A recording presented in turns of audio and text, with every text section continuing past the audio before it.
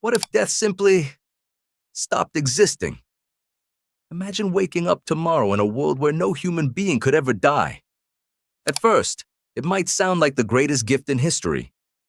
No more funerals, no more saying goodbye to loved ones, and no more fear of growing old. But would immortality really be a blessing? Or would it slowly turn into humanity's biggest nightmare? For thousands of years, people have dreamed of living forever.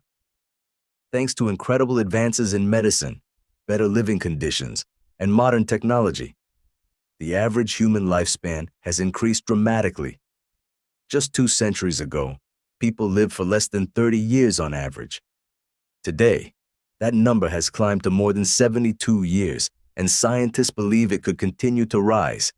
Some even think true immortality may one day become possible. But if nobody ever died, the first problem would appear almost immediately: overpopulation. Every second, new babies would continue to be born, but no one would ever leave the planet. Cities would expand endlessly. Forests would disappear to make room for homes, and farmland would struggle to feed billions upon billions of people. Food, clean water, energy, and every natural resource would become increasingly scarce. As competition for survival intensified, conflicts and wars would become almost inevitable. The environmental consequences would be just as devastating. Massive deforestation would destroy habitats across the globe, pushing countless animal species toward extinction. The Earth itself might eventually become unable to support the number of people living on it. But that's only the beginning. Our brains were never designed to remember centuries of experiences. Human memory has limits. Every day, our brains automatically discard unimportant information to make space for new memories.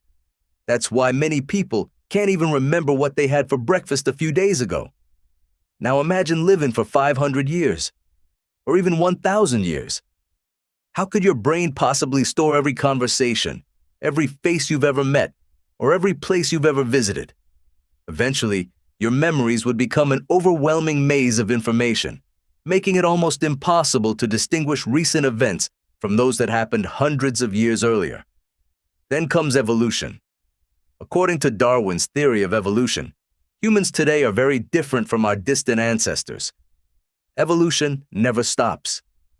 If you live forever while future generations continue to evolve, their appearance, biology, and even intelligence might gradually become completely different from yours. One day, you could find yourself surrounded by humans who no longer resemble you at all. Instead of fitting into society, you might become a living fossil from another era.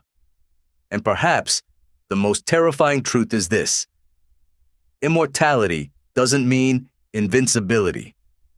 You could still become sick. You could still be injured. You could still lose your eyesight, your hearing, or your teeth. Accidents would continue to happen. Diseases would continue to damage your body. In the United States alone, around 185,000 amputations are performed every year. If humans lived forever, the damage would continue to accumulate over centuries.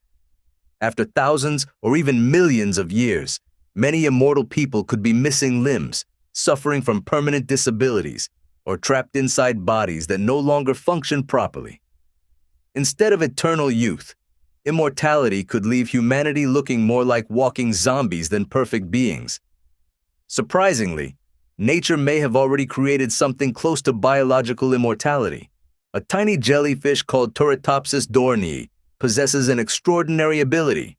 When it reaches adulthood, it can reverse its own life cycle by transforming its mature cells back into younger ones through a process known as transdifferentiation. Instead of dying from old age, it essentially becomes young again, allowing it to repeat its life cycle over and over. So, could humans ever achieve the same ability? Maybe one day. But if we do, solving death might only create far greater problems than death itself. Because in the end, death isn't just the end of life. It may be the very reason life continues to move forward,